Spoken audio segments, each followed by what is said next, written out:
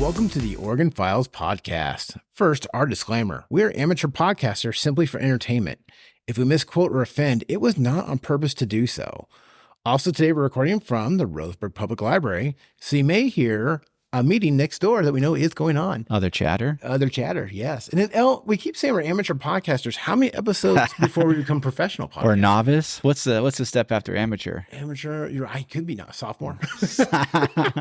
I don't know, we got one more. I love 40. I think this is 39. It's 39. So I think maybe once we hit 40, we level up in our podcast career. I love to level up. We get some more XP and we get a more skilled. We get another skill tree to use. Right, I love it. Quick shout out to our friend Chris Wiley, who sat down with us last episode and chatted about the where we're at the library and got to know her, how she became a librarian. And if you want to check that one out, check it out wherever you get your podcast. Mark also puts it on YouTube. Also like to say thank you to our friends at Too Shy Brewery. They also own Bandon Brewery and Pizza, which is a mouthful. I was there July 4th weekend. Really cool. They got like outdoor seating, indoor seating, really nice setup there over in Bandon. They also have a Too Shy over in Reedsport. For folks here in Douglas County, Roseburg, Too Shy Brewery, you can give them a call at 541-236-2055. I love it. And our other sponsor, our good friends at Video Games Plus and Level Up Frozen Yogurt. They are open 7 days a week off Stevens in Roseburg, Oregon. Level Up Frozen Yogurt has new flavors every month, some dairy-free, and over 50 toppings, including fresh fruit. Now, come and explore. They have a very, very impressive new game selection wall, all kinds of cool gifts, great gifts, that kind of stuff, gift certificates, kind of thing. Good group of people. And I don't think people understand, it is a video game store connected to a frozen yogurt. Like you can just walk, you can get your yogurt and walk around, go look at movies.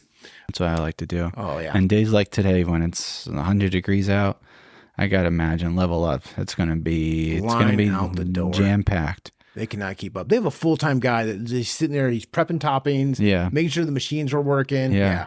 How did Kyle say he decides the flavors?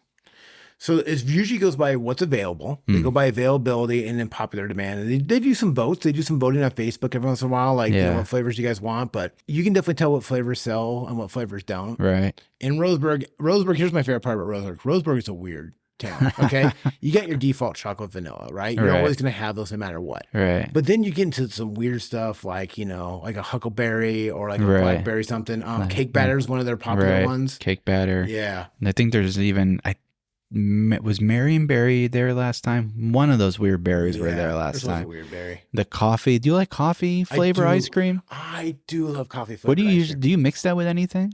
So if you're gonna do coffee, fruit doesn't work for that. You gotta go the sweet route. So it's gonna be more chocolatey. It's gonna be more the cheesecake bites, maybe. Yeah. Like a tiramisu type. Flavor. Yeah. So you do chocolate and the coffee like in your mix of the ice cream, or do you just do the straight coffee and then you put the toppings on? Coffee and toppings. Yeah, that's what you do? Yeah. What other kind of mixture do you like when you do, or do you mix it all with your frozen yogurt? You know. Are you a mixture kind of guy?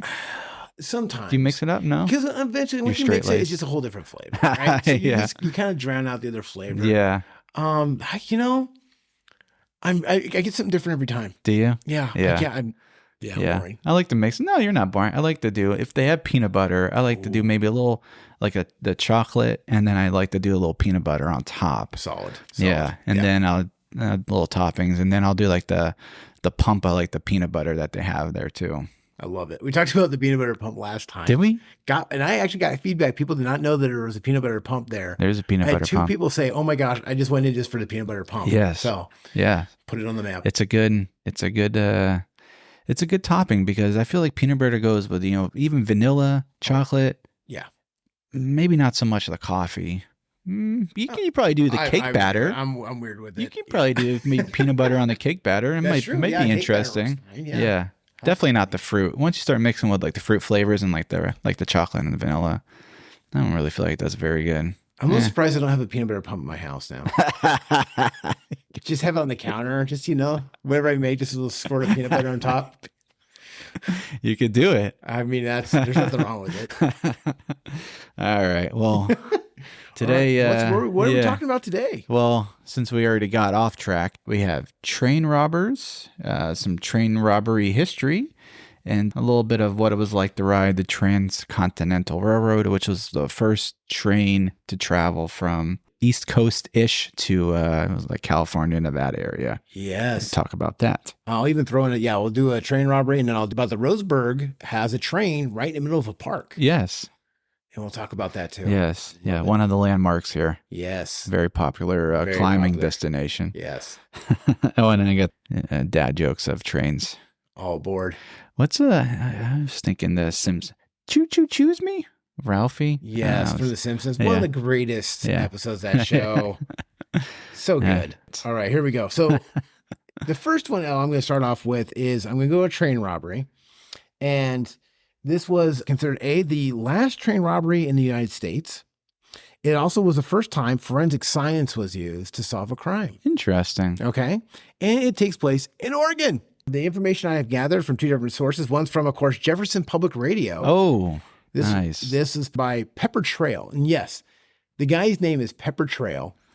His picture is exactly what you would expect. And this is just Pepper Trail and Edgar Espinoza. And JPR is a service at Southern Oregon University. I don't know why I wanted to say that, but they always mention it. I wonder it if he sneezes a lot.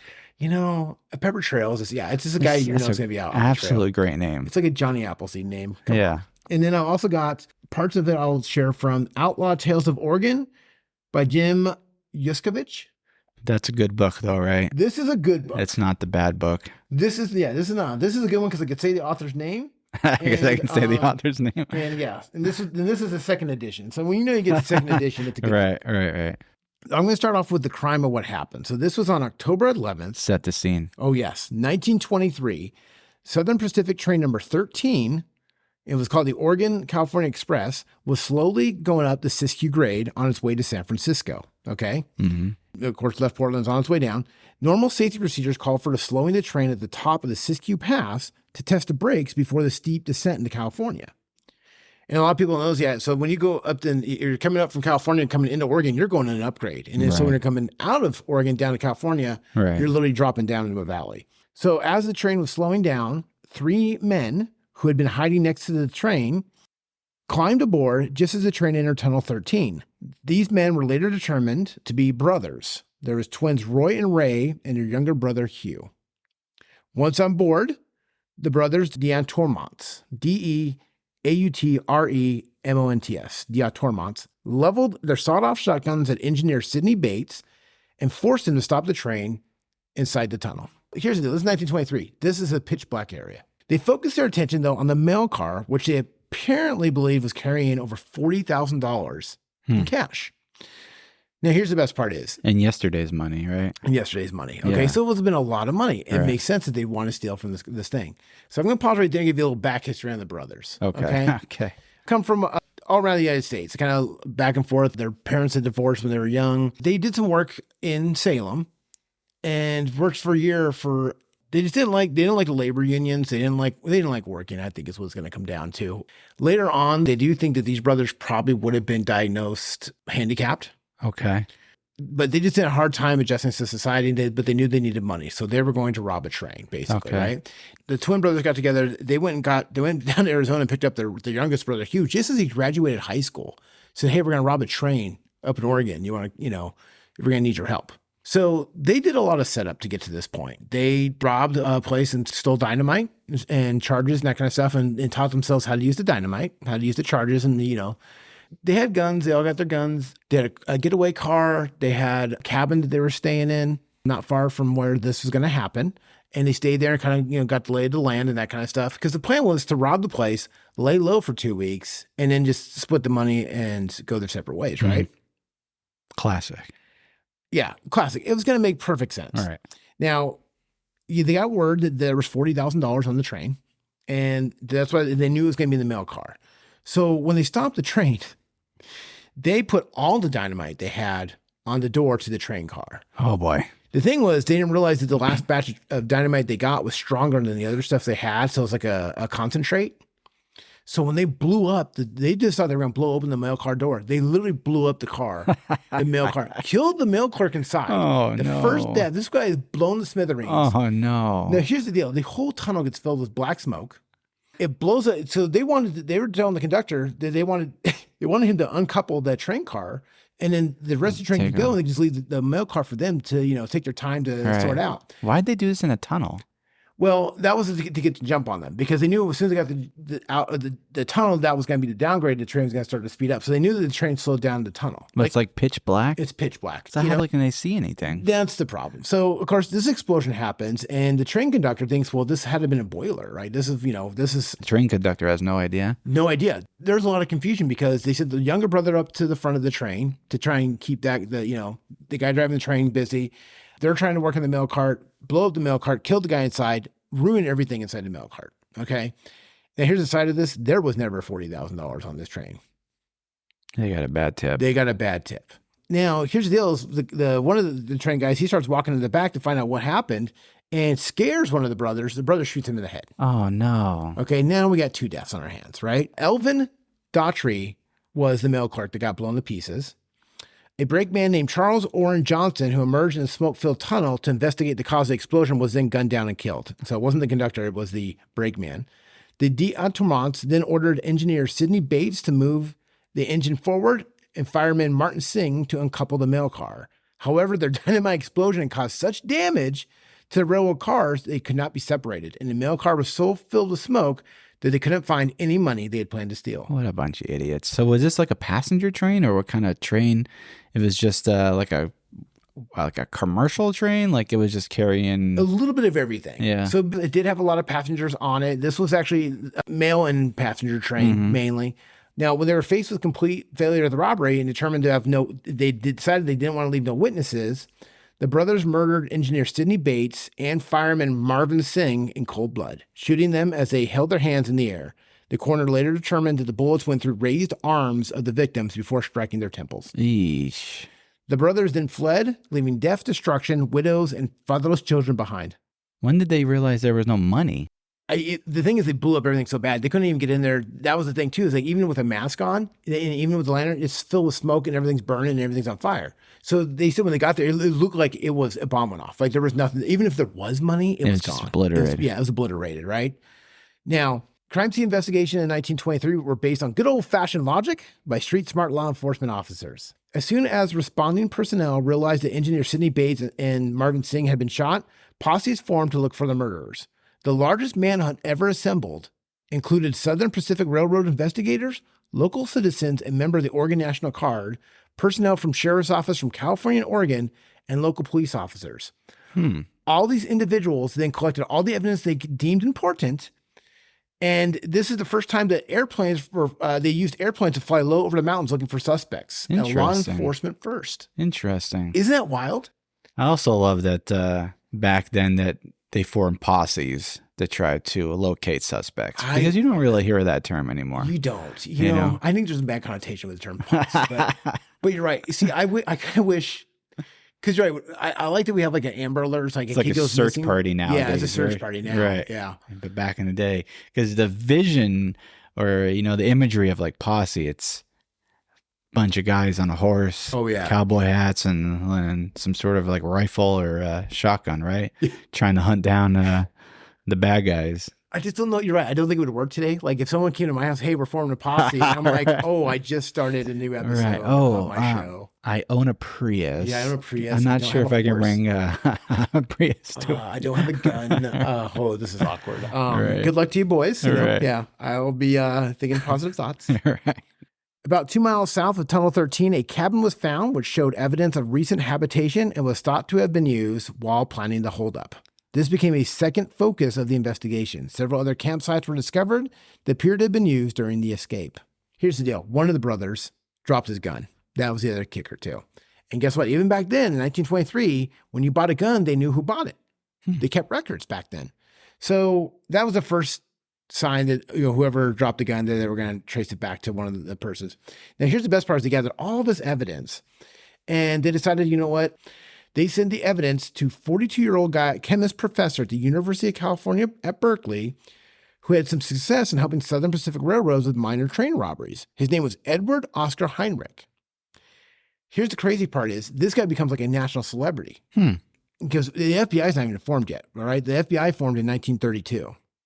They sent all these boxes of stuff for this guy, and he starts using, he gets out the beakers and he gets out the glasses and that kind of stuff. He starts, he just, he starts looking at hair samples, that kind of stuff. But here's the best part: is a pair of overalls that they found in the cabin had a receipt with one of the guys' signatures on it. God, you're just stupidity doesn't. Isn't it amazing? But I love that this guy gets all this. He's a forensic science, and what does he do? And they send him all this stuff like, "What can you find?" They're like, "Well, here's I got a receipt." Good work, right? Yeah. Basically, they were kind of able to piece together. They got a wanted poster because they knew it was the three brothers, and they got their names up on the wanted poster. And this is crazy too, because now, because he just confirmed everything from dust, hair, fibers, that kind of stuff, and a receipt, and the gun connecting the guy. There was just so much evidence that it was overwhelming. Heinrich was able to link the .45 caliber gun found in the crime scene with Ray through serial number restoration. So he did try to take off the serial number off the gun, but he didn't do a good enough job. They just sound like some bad criminals. It just didn't work. Now they knew the crime, they knew who did it, but now the capture. This is what became real interesting, is that this is the first time that they globally go for to find someone. Okay? Manhunt. They made 2,265,000 wanted posters. Oh my gosh. In 5 languages, and put them throughout the world. Because they wanted to capture guys, because basically it was the railroad company trying to prove like no one's going to rob from us anymore. Yeah, they were trying to make. We're going to find you down, right? This is why this was like the last great train robbery, because the amount of attention it got, right? It took 4 years for the brothers to be apprehended. 4 years? 4 years. At the time, this was the most extensive and expensive manhunt in the U.S. Over $500,000, which would be $6.5 million in today's economy, was spent in the search for the brothers. Holy moly. They're arrested in 1927. The youngest, Hugh, had joined the U.S. Army and was stationed in the Philippines. He was recognized by a fellow soldier who saw the brothers' wanted poster when he was transferred from the Philippines back to California. So one of the guys he served in the Army with comes back. He literally gets off the boat, sees the wanted poster, walks across the street to the police and say, "Hey, I know that guy. I served with him in the Philippines." They then get on a boat, go to the Philippines, and arrest this guy in his barracks in the Philippines in 1927. I got a little problem with that, though. I get you want to catch these guys, but there's a little problem with me if you're serving your country. Yeah. And it's 4 years past removed. Mm-hmm. You're in the Philippines, and you're supposed to be brothers at arms with whoever you're going and serve in the military with. And then the moment that guy gets off the boat, he's just going to snitch and just go tell, "I think this guy's in the Philippines. Go get him." Yeah. And to believe him, though, right? And the cost, too, because this isn't like a phone call, right? Right. So I thought that, too. I'm like, to go off this guy's word, like, "Hey, I'm that guy's in the Philippines right now." Like, sure. Are you sure? You're sure the white guy we're looking for is in the Philippines. Yeah. In 1927, right? Right. Sure enough, he was right, and they caught him. And he did get convicted of murder. First-degree murder by a jury of his peers in Jacksonville, Oregon. The 2 other brothers were also recognized from posters and were arrested in Ohio. So the 2 other brothers actually started families, started working in coal mines, lived down the street from each other, and were captured in Ohio because, once again, one of the coworkers recognized them on the poster. Crazy. Now, they were all convicted of murder and given life sentences. Everyone wanted them to get the death penalty, obviously, right? They didn't get the death penalty. They just got life sentences. By today's standards, a twin would probably have been diagnosed with mental illness. Roy was diagnosed with schizophrenia in 1949 and given a frontal lobotomy. Oh my gosh. It left him unable to care for himself. He was paroled in 1983 and died soon after. 1983? Yes. Even though he was paroled, he was in a mental hospital in Salem until he died. Now, it gets even wilder. Ray was paroled in 1961 and expressing repentance for his crimes. He lived in Eugene until his death in 1983. And get this, you know what he did while he was in Eugene for 20 years? He was the janitor at the U of O. I love the fact that they could have been teaching classes about train robberies and that kind of stuff, and your janitor is one of the guys responsible for the last train robbery. I wonder if anyone had any idea. I don't think I'm sure they probably had no idea. Right? No idea, right? He probably just kept to himself. When Hugh, the youngest one, was paroled in 1958, he died of cancer less than a year later. They end all this, when they were buried, they were all buried in the same grave. In the same grave? In the same grave. And they used the crazy part was, and it was an accidental thing that kind of happened, but in a twist, their wanted poster and how they had the names is the same way their tombstone is. So it's got younger brother and the 2, and the same thing. Why did they bury him in the same grave? It was a cost thing. I don't know. It doesn't say why. I'm assuming That's interesting. Does it say back in the day how much the reward was for the brothers? The soldier that turned one of the brothers, and maybe it was like right? That would make sense. It was like a reward thing. I mean, yes, there was a $14,400 reward. So yesterday's money, so 14,000. So it's probably quite a bit of money in today's at that money, point, right? Renting somebody out. I'd rent somebody out for 10 grand. I'm sorry. It depends on how close we are, but it depends how close we are. It depends what you did. Yeah. Well, capital murder. You want people and their family to get justice. Yeah, and restitution. You want closure. Sure. Yeah, I understand that. Yeah. But that's kind of wild. Yes. And the guy ended up becoming a janitor? The guy ended up becoming a janitor. He also started his own magazine while he was there. Gosh, I hope it was like, was it like a train magazine? No, it had to do with like artwork and stuff. Now, okay. Because here's the wild part too. Now, there's a tradition that carries on to this day about these guys. Because they did not get the death penalty, they were in the Salem prison. The train goes by there. The same train tracks that when they knew the brothers were living there, anytime a train went past there, they would blow their horns. It became such a problem in the neighborhood that they asked them to stop. Isn't that funny? They blew their horns because they knew they were in there. Yeah, it was letting them know, like, hey, if you ever get out, the train's coming for you. Right. Yeah. So, they blew their horns in contempt for the unarmed criminals. So. I wonder if the guy who, the brother that was at UFO, I wonder if he ever, like, told anyone, like, just in conversation, hey, I robbed a train once. And they're like, yeah, right. Yeah, right, Rory. Sure, yeah. Yeah, go back to scrubbing the floors. Yeah. Yeah, no, it was true. I had a twin brother. He didn't have a lobotomy. Sure. Yeah, okay. Yeah. That's wild, man. Yeah, it's a crazy tale. It'd make a good movie, too. That is crazy tale. Do you think there's more times than none that train robberies went awry more than they was succeeded? Yeah, I think there's a lot of stuff, too, where they think there's going to be more riches and gold on somebody, or you'd have to be tipped off. So, like, when they thought they got a tip that was $40,000 in there, and there wasn't, then it's like, how'd you get that bad information? Right. Did you assume this? Did you read this in a paper? I think there's a lot of bad information that happened back then because someone else heard it. Like, remember, what was it, the Donner Party or the one, on the Oregon Trail. The Oregon Trail. Told him it was a shortcut. Yeah, the guy told me, it's a shortcut. Donner Pass. Yeah, Donner Pass. And it turned out not to be at all. The guy just got some bad information. Right, yeah. I think that happened a lot. Stuff like that. Yeah. The trains are dangerous to get on and off of because it's not like they're like 6 feet off the ground sometimes. So you got to climb up on those things. And I wonder how often, like, passengers were armed. That's true too. Just like today, right? Yeah. Concealed carry. Right.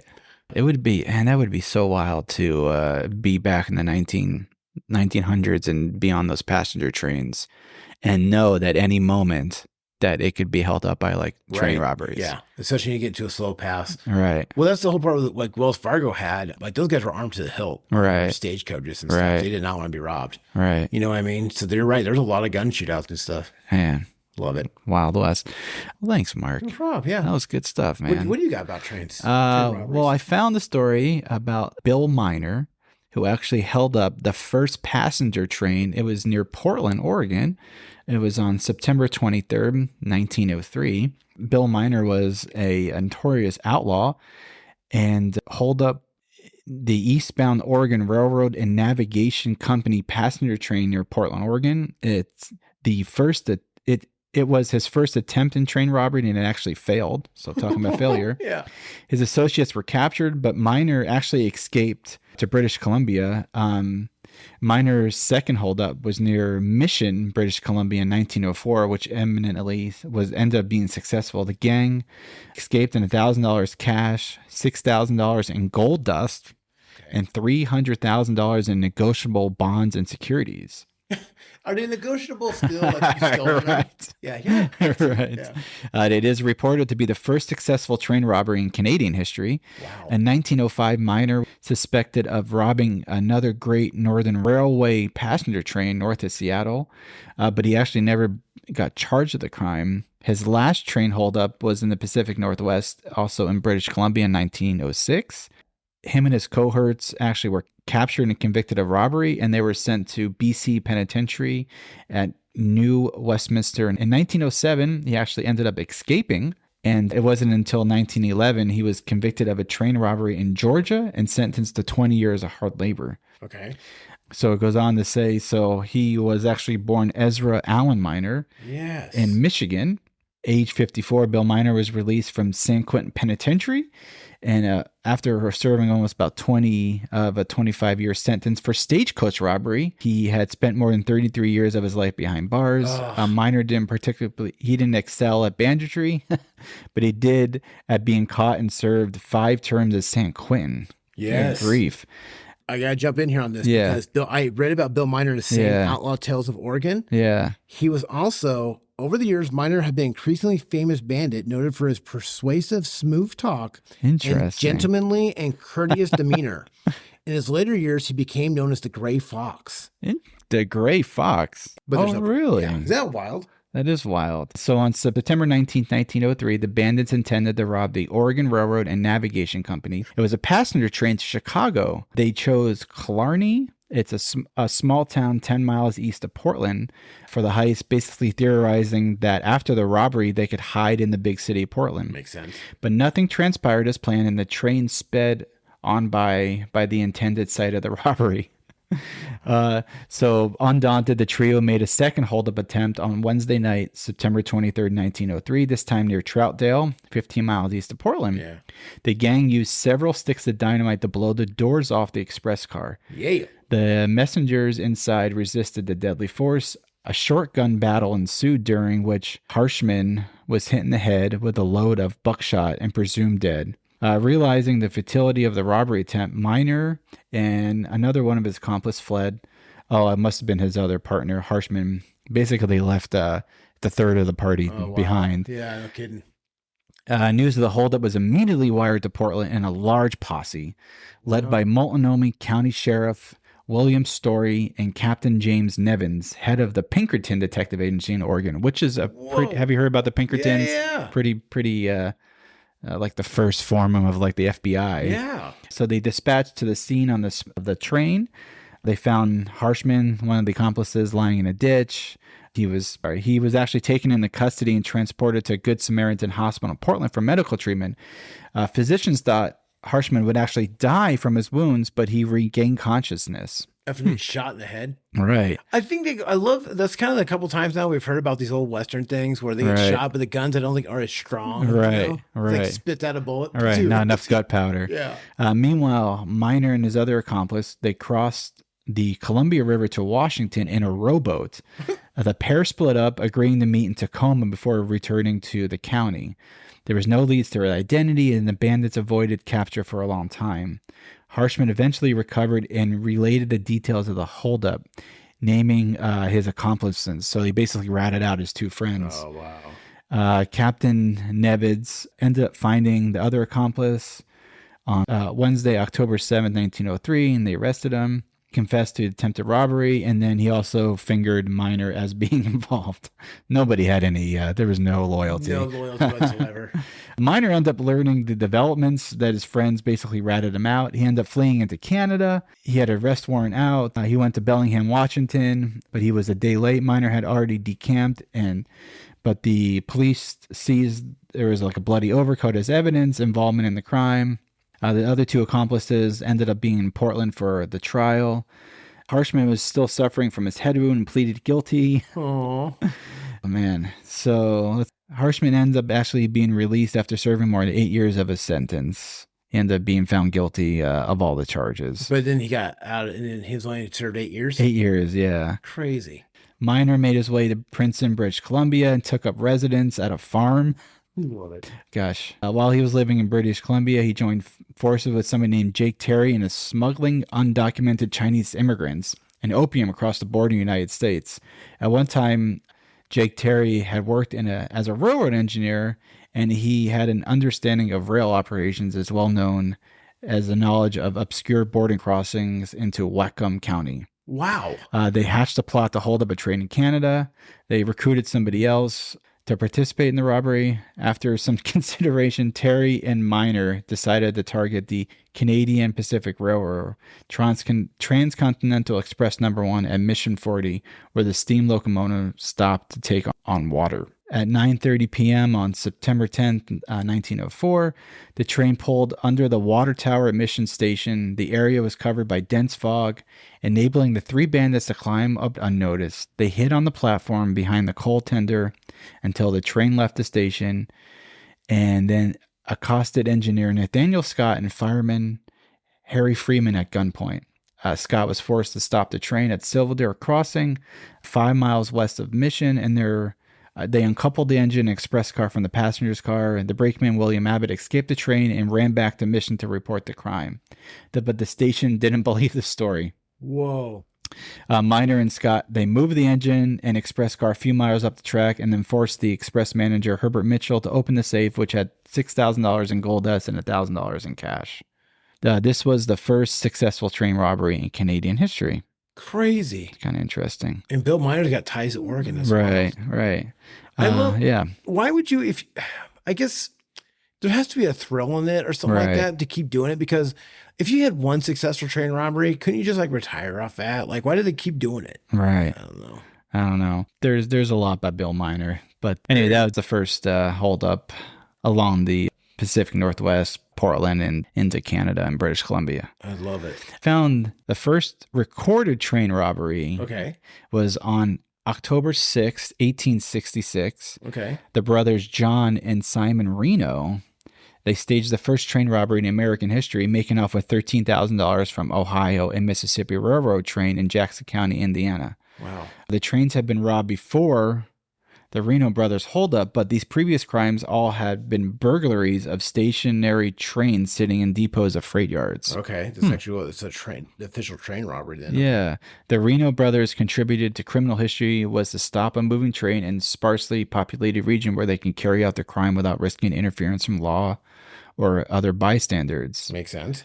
The Reno brothers' new method of robbing trains quickly became very popular. Many bandits who might otherwise have been robbing banks or stagecoaches discovered that a newly constructed transcontinental and regional railroads in the West made attractive targets. Oh, no. The Western economy was booming. Trains often carried large amounts of cash and precious minerals.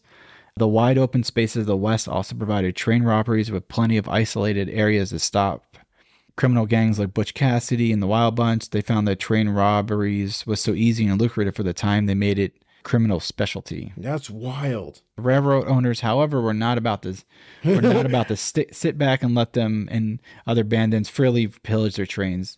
To their dismay, would-be train robbers increasingly found that the cash and precious metals on trains were well protected in safes, watched over by heavily armored guards. Yeah. Some railroads, such as the Union Pacific, even began adding special boxcars designed to carry guards and their horses. Ooh. In the event of attempted robbery, these men could not only protect the train's values, but also quickly mount their horses and chase down the bandits, hopefully putting a permanent end to criminal careers. As a result, by the late 19th century, train robbery was become an increasingly difficult and dangerous profession. Yeah. Until our story of those brothers. Oh, boy. These are articles I found on historylink.org and the History Channel website. Yeah, perfect. This is just a little quick overview of what it was like to ride the Transcontinental Railroad. I love it. And this goes from, to say where it goes from? A train headed from Omaha, Nebraska to San Francisco, California. Oh, wow.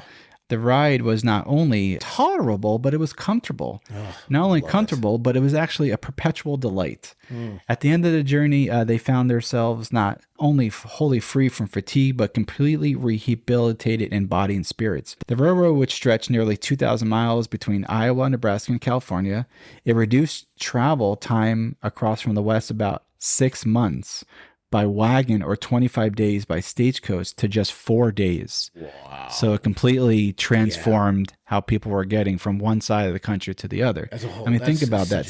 It went from 6 months by a wagon to 4 days on a train. Yeah, you can't even compare to that. Now it's a 2-hour plane flight. Right. You know what I mean? Wild. And travelers who tried out the new route, the Transcontinental Railroad, represented both the height of modern technology and the tempting possibility of unrestricted travel. I love it. The first passenger train on the line took 102 hours to travel from Nebraska to San Francisco, and the first class ticket cost $134.50, which is about $2,700 of today. Yeah. That's not bad. That's not bad. Pocket change. Right. It traveled what was known as the overland route, threading its way through prairies, mountains, and deserts that had been nearly impassable just years before.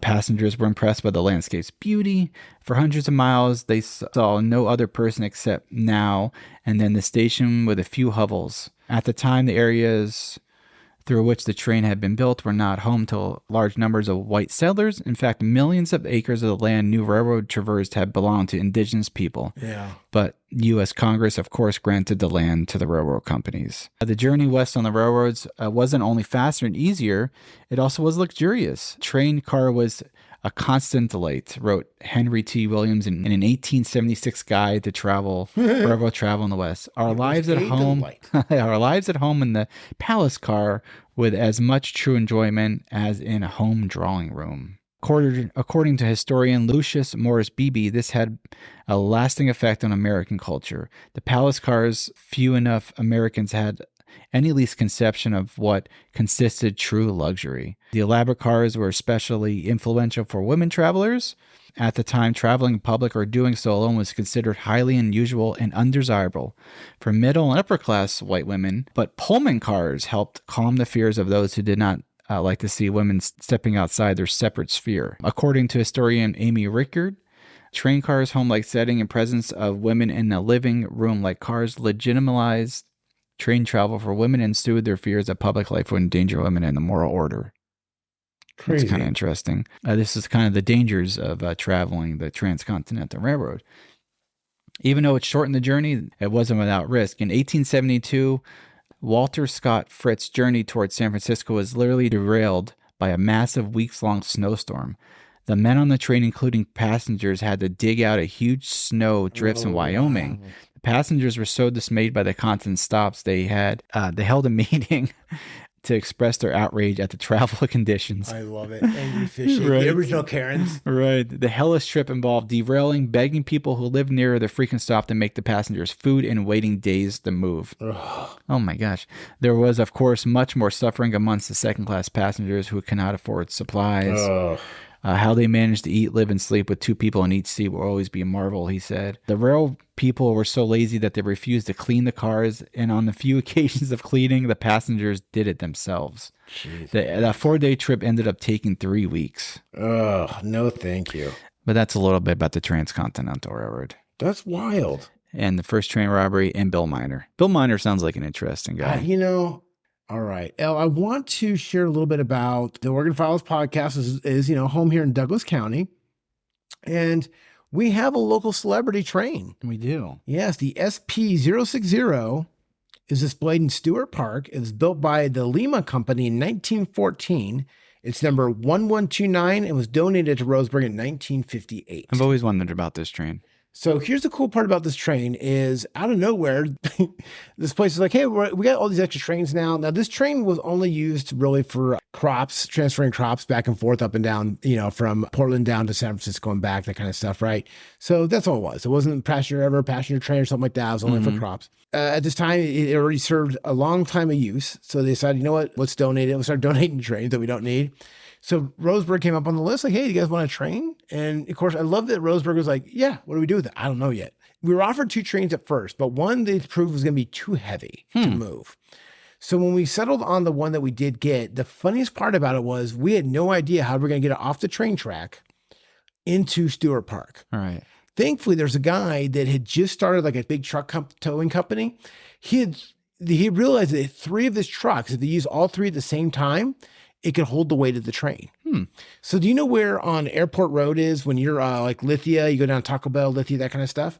They moved, that's where they got the train off the tracks. Interesting. And put it on, there's 2 trucks at the back of the train, which was heavier, and 1 truck at the front. And it took them all, of course they had to go real slow. You're talking like inch a mile, but. Oh, you wouldn't want to be behind that. Yeah. And they had to wait a week. It got delayed a week because there's a rainy season. So if it was too much weight, it was going to break the road. And this is still dirt roads back then. So they had to wait till the roads were a little more dry before they could move this train. So move the train. And now here's the funny part was they just did this as is. They did not make any modifications. Like, here's the train. Okay. The only thing they did is they did take out the engine because the engine was like half the weight plus with the crude oil. That was the funny part. When they first got the train here, they're like, well, the engine and the oil is most of the weight. So they had to drain all the crude oil. They had to, take out the engine, that kind of stuff. Now, all the stuff I got is from the news review. They have a really good little article about this. March 6, 2003, for 45 years, it has been a rite of passage for area children to climb inside engine number 1229 Roseburg Stewart Park. What year? This article was in 2003. So it'd been for 45 years. So now this is when we start getting a couple of different things. This is for 45 years, really nothing special about this train, right? Yeah. It's in the park. It's cool. Kids climb on it. Now, though, there's talks of someone wanting to buy the train and move the train, right? Yeah. But why? Different things. Now, here's the funny part is there was a museum that was offering, and the curator of the Double T Agriculture Museum in Merced, California, which this train was there a lot, approached the city with an offer to purchase the landmark on February 2nd. The museum was creating an exhibit that would feature a steam engine and 4 rail cars. The museum would be willing to offer between $5,000 and $30,000 for the train, depending on its appraisal. Now, the crazy part was the city was like, you know what? We actually love the train too much. There's been too many kids over the years that have actually been on it. Needless to say, we didn't sell it. Now, the other crazy part was there was talks at the time, and this is going to blow you away here. There's talks about moving the train in Roseburg. Guess where they were going to put the train at one point? The Village Station is a development in downtown Roseburg built around the former train depot. That would have been perfect. The building where you and I worked. Yeah. It used to be where the train was going to be. That would actually have been kind of cool. Isn't that wild? The train was going to be there. Now, 2003 is also too when they decided that. So the reason there was a consideration to sell is it was rusting as kind of an eyesore a little bit. Right. Kids were always scraping themselves on it, on the rusty metal parts. Getting that getting tetanus shots. There was one lawsuit of a kid that got really injured. 45 years, the engine has stood at Stewart Park. There's only been one major injury to a child playing on the structure, which accumulated in a costly settlement from the city. So once again, the city could have said, you know what, this thing's too costly. So then... But watch your kid. Go watch your kid. I mean... Here's the best part. Don't sue the city if your kid's jumping off the top. It took 45 years for them to put up a sign that says, caution, use at your own risk, supervise all children. Okay? I love that that's a sign that they had to put on there. That's like a shock. So goes, well, I didn't know the train's going to be dangerous. I wasn't supervising my kid. Right. Do you think when that train first showed up, did they tell a lot of people, like in Roseburg, that we're having this new train exhibit? You can, your kids can come play on it? Or do you think it showed up one morning, somebody's walking in the park and they're like, is that supposed to be here? I love it. Like, you're right. When did that train get here? Hey, Richard. Who put this there? What kind of prank is this? Right. It is a little odd because it's a real train that's just sitting in the middle. You know of what I mean? Park. I would be like, does anyone else see this? Yeah, right. And then what are you gonna do? We'll let the kids climb on it. Right. So random. The train park. It's so random. Right. Now here we go. Let's start into a mystery with the train. You ready? I got two. One solved really quick, but one solved really quick. But here's the good one. This is January 4th, 2007. The 200-pound bell perched atop the historic train at Stewart Park was stolen. Maintenance crews with the Roseburg Parks Division reported the theft of the brass bell to police today. The theft occurred sometime either Wednesday night or early that morning, according to Roseburg Police Department. There was a big bell that just got stolen one night. We, to this day, don't know where it is or who stole it. Huh. Okay. And this is before Ring cameras. This is 2007. So this one's very interesting to me because this would be I'd love to know what happened to the bell. Yeah. So if you're out there and you're listening to podcasts and you know about the bell, let us know. It's got to be in like an attic or garage somewhere. It's 200 pounds. It's a huge bell. So they had to put this thing on a truck. So I started, just doing a logical part of this, they had to get off the train, right? Lower down onto a truck, right? Or two guys carry it. 200-pound brass bell. Oh man, I don't know. Yeah. It's weird, but I like how it didn't, it's such a crazy story. But anyways. Why would anyone steal that? What are you doing with that? What are you going to do with the bell? It's just to be a jerk. In 2009 and 2010, they did a huge refurbishment of it. The cool part is Keith Van Atta with the Roseburg Rotary Club and generous community donors actually repainted it, got rid of the rusty parts, took off any jagged or sharp, made it a really looks beautiful. Good. Yeah, it looks really good today's standards. So if you come and look at the train, it doesn't run, but it looks amazing. Yeah. The cool part is I could see Quality Fence Company, the Sheriff's Office, FCC Furniture, Handyman Hardware, Oregon Tool and Supply were all big contributors to getting that train where it's at now. The other mystery with the train is that there was a rumor, and it was a rumor over the summer that it was the same train used in a Buster Keaton movie, because the 1229 on the front of the train. Sadly, this is just a coincidence. It is not the same train. The International Buster Keaton Society and our own Rotary Club have, made sure that they looked at the photos and that kind of stuff. Theory, yeah. But yeah, there's a rumor for a long time this train was used in a famous movie, and it wasn't. So just to shoot that down, right? Not yet. And then the train did celebrate. The train had a birthday. It had its 100th birthday, Wednesday, December 10th in 2014. So about 9 years ago. And so it was 100 years old that day. Nice. And it had a big birthday. And I love when they show pictures of people showing up for it. It's the guys you'd expect, like the train enthusiasts with the hat, it says choo choo on it, that kind of stuff. Mac. Yep. There you go. There's the train of Roseburg. Yeah. It's pretty, it's like a giant steel jungle gym. You have to climb it. Right. Even as an adult, when I go see it, I'm like, I got to get up there. Right. I have many memories of holding my breath while my kids climb up there. Right. Circling around them, trying to catch them in case anything happens. Right. What kid hasn't been on that thing? If you've been to Roseburg, you've touched that train. Right. Right. Good train stuff. Well, love it. It wouldn't be a train day if we didn't have train dad jokes. Yes. So these are not good, by the way. I'm excited. Even for dad joke standards. Okay. Hit me. Why did the train have bubble gum? To choo choo? Because he wanted to go choo choo. Yeah. Yep. That's yeah. Why can't the engineer be electrocuted?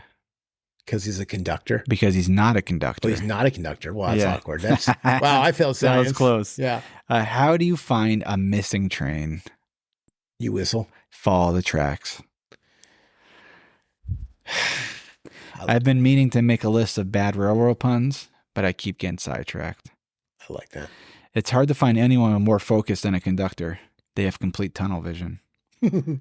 No matter what, the train I regularly take home is always late. It's a locomotive. And last, this is not any better. What happened to the boy who was doing a project on trains? I don't know. He found it difficult to keep track of everything. Should end it on a better one. I love how many locomotive one was a little better. Yeah, I love how many of those train puns had to do with good. Bad train timing. Right.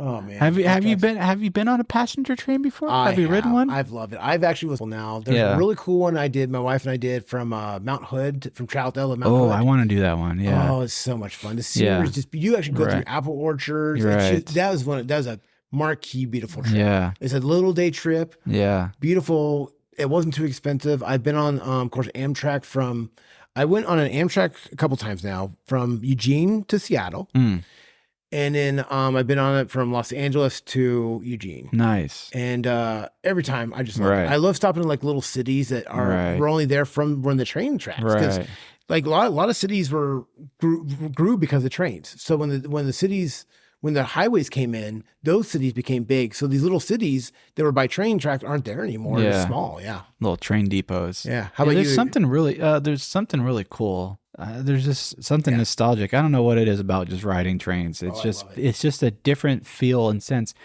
They're going pretty fast, but it also makes it feel like you're kind of still going slow to enjoy the scenery. Back in the day when I was in high school, I used to ride trains all the time. Really? Right, all the time. Okay. Right, when we used to go from New Jersey to New York, that type of thing. But like the passenger type trains, like the longer trips, I've been to. I think it was somewhere in New Jersey to Washington, D.C. We took an Amtrak. Oh, cool. I don't really remember a ton of it.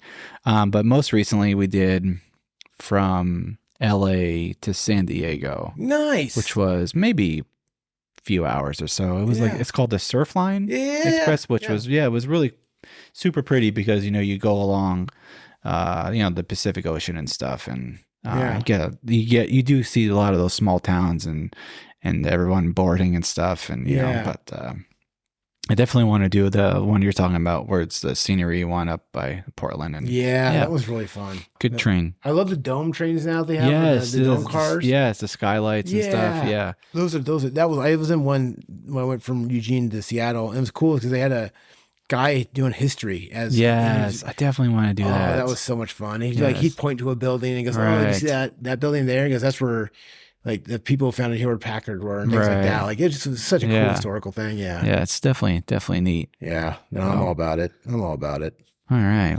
Well, shoot, thanks there we for go. sharing all that, Mark. Another episode That in was the good. can. If you want to get a hold of the show, just email us, OregonFilesPodcast@yahoo.com. You can get you can listen to us anywhere you get your podcasts. We're also on Instagram, Oregon Files Podcast on Instagram. There's like a little link in the bio you can click on. It takes you all to the directories. You know, when Mark and I are continue to get some more folks on to interview. Mm-hmm. And this is episode 39. We're just chugging along. That's right. We're going to be novices now. That's right. Appreciate everyone listening, the feedback, and I hope everyone enjoys. Well, thank you.